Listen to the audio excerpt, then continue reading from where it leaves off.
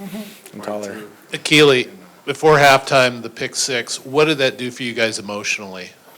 Man, I think it was just a kind of like a relief, It just gave us some momentum, going into half, getting the ball back. So I think it was just kind of like a relief, like, dang, like we just made a play and now we capitalized on it and put points on the board. So I was just happy for Coop, happy for our defense.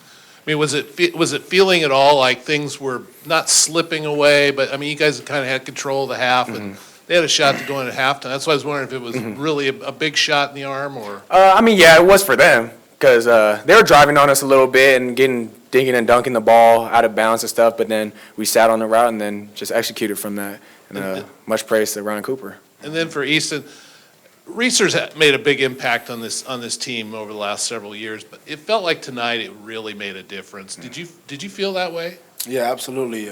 Similar to Utah, it was like I said before. It's really good when even though we can't hear, but we know the offense can't hear when the crowd noise is loud. But yeah, Beaver Nation showed up again. I think that's all in our favor because they got to get their checks and their calls. So yeah, good showing by Beaver Nation. As I was heading out of the stadium tonight, I heard a fan yelling at UCLA, calling them traitors. Does it do anything for you guys to rack up these wins against the teams that are leaving the pack? Yeah, I think it's a good win. That was a very, very tough physical team. By no means does the score represent how hard the game was. It's really hard to win a college football game no matter what the score is. But yeah, I think they showed up. They played really well. But I think the best teams in the conference find a way to win, and we did that tonight. Yeah. Achille, looked like you had a chance for a pick early, I think, on that first series. And then very next play, you get a chance. I mean, what's going through your mind when you miss an opportunity and then you get it pretty much in the next play?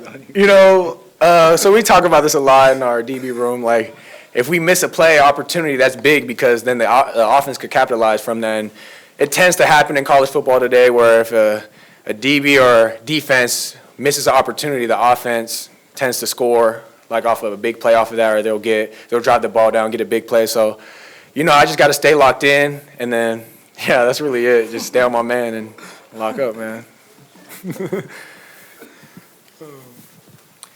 Easton, a couple weeks in a row now, the run defense hasn't quite been up to the par that you guys have shown, the first few weeks of the season. Any concern there, or do you guys think just getting back to doing what you do in this bye week will kind of reset your guys a little bit?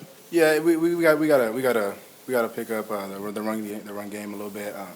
Credit to them though. The last two teams, I don't want to act like we're just the top dogs and everything. Credit to them. They had a really good run offense, great backs, really good O-line. So it's not easy to win, like I said. So, but that's still not the standard for us. Of course, we always gotta improve. So this is a big bye week for us. We'll take a look at the tape and then get it cleaned up. Yeah. Easton, at the beginning of the season, you said the standard is being the best after your win against San Jose State. You guys are now 2-0 against some of the better defensive teams in the Pac-12. Do you feel like with each of these wins going under your guys' belt, you guys are reassuring that message that your guys' Oregon State defense should be referred to as potentially the best Pac-12 defense and one of the best defenses in the nation? Yes, sir. I think the stacking up wins is really beneficial to our whole standard. I can say now, though, that I think all of us, each 11, each and every player on defense side of the ball, we still haven't played our best football yet on that side of the ball. We still got one time we'll have really good run defense, but not the best pass defense, and vice versa. So I think we still haven't played our full, complete game where we shut down, every aspect of the game. And I think once that happens, which it will, but it takes time. Like I said, the other teams are good too. Everybody else got D1 players on their squad as well. Yep. So, but like I said, finding a way to win, it feels real good. Just you guys are both at the podium, obviously brothers. How special is this season for you guys both being able to contribute? You saw players obviously. How special is that for both of you guys? I got this one. I would say, man, it's like a dream come true. We were little, we talked about this our whole life. Going to same college, going to NFL, playing on the same team. So now the dreams are coming true, and it's crazy. And I wouldn't trade it for nothing. Yeah, I want to give credit to him too.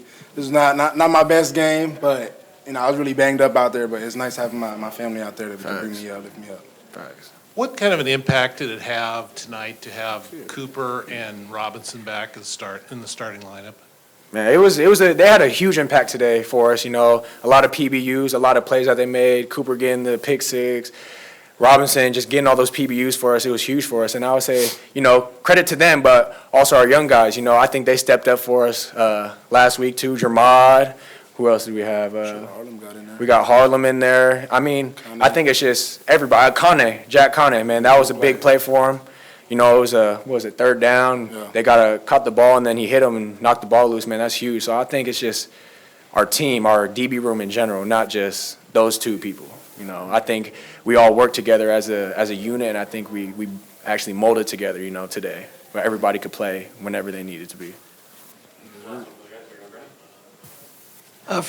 For you, Achille, just kind of talk about the importance of getting pressure on Dante Moore, and it seemed like you guys obviously were able to get that first pick and then second pick and then ultimately, the third. How big was that? He's a very talented quarterback, but didn't necessarily show it today. Crowd got into it a little bit. How big was that for you guys to just make him uncomfortable in this matchup? I mean, it was huge for us. You know, that was a game plan to get pressure on the QB and try and make him force some throws that he didn't want to make, and he ended up doing that, and then we ended up, getting opportunities off of that and just making plays. So I think it was huge that, we got pressure back there with our D-line, our linebackers, and I just thought it was huge for us today, and I'm proud of our guys. Thanks, guys. Thank you.